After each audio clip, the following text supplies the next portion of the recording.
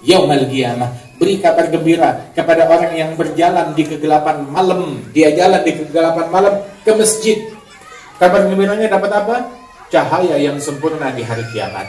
Hari kiamat nggak ada PLN. Hari kiamat nggak ada mesin diesel. Hari kiamat nggak ada apa namanya handphone buat penerang. Gelap gulita. Modal cahayanya dari mana? Nah itu dari perjalanan yang kita langkahkan di kegelapan malam ke masjid, digantikan dengan cahaya, bukan cahaya nanggung, bukan cahaya pas-pasan. Nabi bilang bin nurit tam, cahaya sempurna cahayanya. Subhanallah. Mudah-mudahan Allah Ta'ala anugerahkan kita cahaya tersebut. Perjalanan penting diutus malaikat Jibril yang lebih mulia dari wali kota, dari gubernur, dari presiden, dari semua manusia seluruh dunia. Diutus malaikat Jibril membangunkan Nabi dari tidurnya. Bangun, ayo jalan. Bukan ke depan rumah, bukan ke muka jalan, bukan ke airport. Nggak tanggung-tanggung ke Masjidil Aqsa. Jalannya ke masjid. Subhanalladzi asra bi'abdihi lailan minal masjid, dari masjid ke masjid. Masjidil Haram letaknya di mana? Di Mekah. Masjidil Aqsa letaknya di mana? Baitul Maqdis, Palestina. Mudah-mudahan Allah Ta'ala membebaskan Masjidil Aqsa dari cengkraman orang-orang yang ingin memadamkan cahaya Islam. Amin. Ya Rabbal Alamin. Tidak disebut dari kota Mekah menuju kota Baitul Maqdis, atau dari provinsi Hijaz menuju negara Palestina. Bukan negaranya yang disebut, bukan kotanya yang disebut. Yang disebut minal Masjidil Haram ilal Masjidil Aqsa, dari masjid ke masjid. Satu isyarat, sentral dari suatu negeri adalah masjidnya, bukan provinsinya, bukan kotanya, bukan monumennya, bukan pusat ekonominya, bukan tempat wisatanya, masjidnya. Mau lihat kemakmuran suatu negeri, lihat masjidnya makmur apa enggak. Saya enggak juga masjid di Batam semakmur begini. Subhanallah, alhamdulillah. Mudah-mudahan tambah makmur. Ada berapa masjid di Batam? 1.200 katanya. Masya Allah. Imamnya yang 1.200, masjidnya ada 800-an. Alhamdulillah, nikmat dari Allah Subhanahu wa Ta'ala. Insya Allah makin makmur. Insya Allah semua masjid kayak Al-Amin begini, makmur. Lebih lagi insya Allah seperti ini dan lebih lagi. Alhamdulillah. Tergantung kita yang makmurinnya. Harus kita yang memakmurkan. Masjidnya Mekah, orangnya mana? Orangnya mana? Yang masuk surga bukan batu batanya, orangnya. Yang dapat pahala bukan semennya, orangnya. Allah Ta'ala bilang Nabi diperjalankan dari masjid ke masjid. Orang kalau ke masjid mau ngapain? Apa dia mau dagang? Apa dia mau bisnis? Atau mau kampanye di masjid? Bukan. Masjid bukan tempat dagang. Masjid bukan tempat kampanye. Masjid bukan tempat duniawi. Orang kalau makan di tempat makan, di rumah makan, atau di rumahnya, di meja makan. Orang kalau tidur, di kamar tidur, di hotel, di penginapan. Orang kalau belanja, kalau dagang, di mana? Di pasar. Orang kalau dia perlu buang hajat, kemana? Pergi ke toilet. Begitu. Kalau ke masjid, ada peruntukannya sendiri. Untuk sholat, untuk ngaji, untuk zikir, untuk ibadat. Orang kalau mau bicara politik, soalnya ada tempatnya sendiri. Sana, cari tempatnya. Mau kampanye, ada tempatnya sendiri. Alhamdulillah, kan ilegal kampanye di dalam masjid. Ilegal kampanye di dalam masjid. Alhamdulillah, pejabat-pejabat kita berakal, mikir, oh nggak boleh kampanye di masjid. Pejabatnya sungkan untuk kampanye di masjid. Maka ustadznya jangan ngajarin pejabatnya jadi kurang ajar. Pejabatnya takut kampanye di masjid, ustadznya yang berani. Kan keliru ini. Mestinya ustadznya lebih bertakwa daripada pejabatnya. Bukan pejabatnya lebih takut kampanye, walaupun masalah takutnya dia kepada Allah atau kepada KPU, akan tetapi intinya dia tahu tempat. Masjid bukan tempat kampanye. Artinya orang mau ke masjid, mau ibadat. Nabi perjalanan dari masjid ke masjid, bukan mau tamasya, mau beribadat kepada Allah Ta'ala. Terus perjalanan itu perjalanan sholat, perjalanan mencari berkah, perjalanan silaturahmi, perjalanan ziarah. Ziarah yang masih hidup, ziarah yang udah mati, ziarah ke kuburan. Tuh yang gak demen ziarah bilang bid'ah, syirik. Nabi jalan dari Mekah ke Baitul Maqdis, itu nampak jelas ziarah. Ziarah orang hidup, ziarah orang mati, ziarah tempat yang dipijak oleh orang yang udah mati. Ayo, mau bagaimana? Pertama, Rasulullah Shallallahu Alaihi Wasallam itu melewati Madian, terus lihat pohon. Malaikat Jibril bilang stop di sini, sholat. Selesai sholat jalan. Tahu gak sholat di mana barusan engkau wahai Muhammad? Saya nggak tahu. Itu adalah syajaratu Musa, pohonnya Nabi Musa. Waktu itu Nabi Musa waktu kabur dari Fir'aun, masuk ke negeri Madian, singgah di bawah pohon itu istirahat sambil doa kepada Allah Subhanahu wa taala, Rabbi inni lima anzalta ilayya min khairin faqir. Ya Allah, aku terhadap anugerah yang engkau turunkan kepada hambamu adalah orang yang sangat fakir dan miskin akan anugerah yang engkau turunkan. Subhanallah, berkat doa di tempat tersebut dikabulkan hajatnya oleh Allah Ta'ala. Diberikan tempat bernaung, menikah, berkeluarga Nabi Musa. Sebagaimana dikisahkan oleh Allah di dalam Al-Quran, Nabi Muhammad disuruh sholat di tempat ini berkah. Kenapa? Nabi Musa yang udah meninggal pernah duduk di tempat ini, ngadem dan doa. Ini tempat berkah. Orang kalau ngadem berapa bulan? Sebulan? Bukan. Orang kalau ngadem 5 menit, 1 jam, 2 jam, udah gitu ditinggal. Walaupun cuma sebentar, itu tempat berkah. Pernah didudukin oleh Nabi Musa di situ.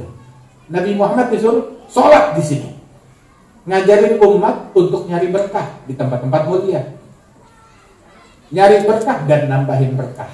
Ada berkahnya Rasulullah di situ. Jalan lagi, mau masuk Masjidil Aqsa, bilang sholat di tempat ini. Loh, di mana ini? Malaikat Jibril, tahu gak kamu sholat di mana tadi? Di mana? Hadza baitul lahm haitsu wulida Isa. Ini adalah baitul lahm, tempat lahirnya Nabi Isa ibn Maryam. Nabi Isa lahir di sini. Tempatnya Siti Maryam beranak, bersalin. Tempatnya lahir Nabi Isa. Nabi Muhammad disuruh sholat di tempat ini. Waduh, bayangin kalau orang sekarang melihat sholat di tempat beranak. Hah? Sholat di tempat beranak, bid'ah, syirik. Nabi Muhammad tuh yang pertama sholat di tempat beranak, Nabi Muhammad Sallallahu alaihi wa alihi wasallam. Hadza baitul lahm haitsu wulida Isa. Sholat. Subhanallah. Terus sudah begitu, Nabi Muhammad sama Nabi Isa mana lebih mulia? Nabi Muhammad jauh lebih mulia. Nabi Muhammad sama Nabi Musa mana lebih mulia? Nabi Muhammad. Tapi lihat, pohonnya Nabi Musa yang selisihnya ribuan tahun dengan Rasulullah dilestarikan. Nabi Muhammad sholat di situ. Napak tilasnya Nabi Isa, tempat lahirnya Nabi Isa yang selisihnya 500 tahun lebih, Nabi Muhammad sholat di situ, dilestarikan. Makanya heran, kok ada bekas-bekas Nabi Muhammad mau dikikis, dibuang, dihancurkan. Beda, syirik, hancurin, tutup, nggak boleh orang datang ke situ. Kita belajar, tapi kita harus bertauhid. Indonesia harus bertauhid. Kita belajar tauhid dari Nabi Muhammad yang sholat di tempat orang beranak. Kita belajar tauhid dari Nabi Muhammad yang sholat di tempat duduknya Nabi Musa dulu di bawah pohon. Nah, kita belajar tauhid dari Nabi Muhammad yang datang ke kuburannya Nabi Musa di malam Isra wal Mi'raj. Nabi Muhammad datang ke kuburannya Nabi Musa, didapati Nabi Musa lagi sholat di dalam kuburannya. Setelah itu Rasulullah bilang, saya lihat marartu ala Musa wa huwa yusalli fi qabrih. Saya ngelewatin Nabi Musa, saya datang ke kuburannya, ngelewatin dia di kuburannya yang lagi sholat. Udah begitu Nabi bilang kepada umatnya, lau kuntum thamma, andai kata kalian ada di situ, la urikum makanahu, saya akan tunjukkan kepada kalian di mana lokasi kuburannya Nabi Musa. Bakal saya kasih koordinatnya, bakal saya kasih alamatnya. Ada orang ngasih kartu nama, ini kartu nama saya, ini nomor telepon saya. Artinya jangan datang ya. Ya, artinya jangan datang, jangan hubungin saya, jangan telepon saya. Ini nomor telepon saya, ini alamat saya. Begitu. Orang kalau kasih kartu nama, kasih nomor telepon, artinya apa? Telepon saya. Ini alamat saya, datang ya. Maksudnya Nabi Muhammad ngasih alamat kuburannya Nabi Musa.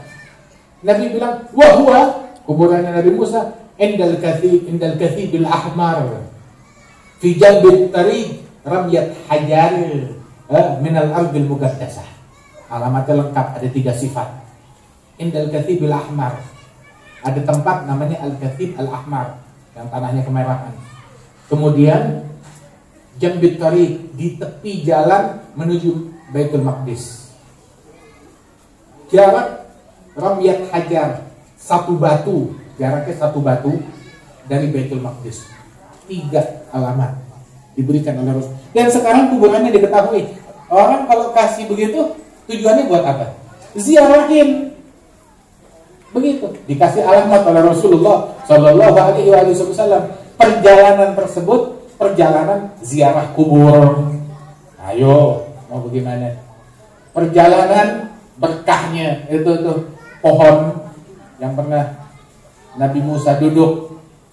Perjalanan sholat di tempat orang beranak. Kemudian juga perjalanan tersebut disebutkan oleh Allah Ta'ala di dalam Al-Quran, alladzi barakna haulahu, sekelilingnya kami berikan keberkahan. Jadi perjalanan ngalap berkah. Siapa yang ngajarin ngalap? Gak ada berkah. Berkah itu khurafat, berkah itu bid'ah, berkah itu syirik. Nabi Muhammad tuh nyari berkah. Kita belajar berkah dari Rasulullah Sallallahu Alaihi Wasallam. Barakna haulahu, kami berikan, kami letakkan keberkahan sekelilingnya. Kemudian sampai Rasul Sallallahu Alaihi Wasallam, sebenarnya ada banyak kisah yang berkaitan di sini. Cuma kalau mau dikisahkan semua sampai pagi juga nggak selesai. Di dalam perjalanan tersebut, Rasulullah sampai di Masjidil Aqsa. Masjidil Aqsa, ketika sampai di situ, datang para nabi-nabi yang semuanya, mayoritas dari mereka sudah wafat, rohnya udah keluar dari jasad. Tapi semuanya dihadirkan di Masjidil Aqsa. Rata-rata semua nabi-nabi itu rohnya udah berpisah dari jasad, kecuali 1 yang rohnya belum keluar dari jasad. Siapa? Nabi Isa. Ada hadir di situ. Wah, ini Nabi Musa yang tadi saya sholat di tempat yang berkah.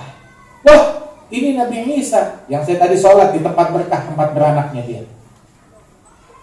Apa yang dilakukan? Dikumandangkan sholat. Siapa yang jadi imam? Yang jadi imam bukan Nabi Adam, bapak semua nabi-nabi dan manusia. Yang jadi imam bukannya Nabi Nuh. Yang jadi imam bukannya Nabi Ibrahim, Abul Anbiya, bapak semua nabi-nabi, Nabi Ibrahim. Yang jadi imam bukan juga Nabi Musa ataupun Nabi Isa. Yang jadi imam Nabi Muhammad Sallallahu Alaihi Wasallam. Perjalanan tersebut Nabi ketemu sama orang, istilahnya bahasa kita ya, ketemu, ngumpul, silaturahmi sama orang yang udah mati. Ya, bukan lagi ke kuburannya. silaturahmi, ngumpul, ketemu sama orang yang udah meninggal dunia.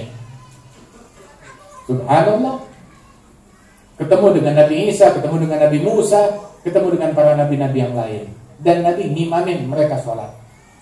Itu baru perjalanan Isra. Dari situ lanjut lagi perjalanan Mi'raj. Diperlihatkan oleh Allah Ta'ala, linuriyahu min ayatina. Kami ingin perlihatkan kepada Nabi Muhammad tanda-tanda kebesaran Allah. Ilmu, mau diunjukin ilmu. Perjalanan di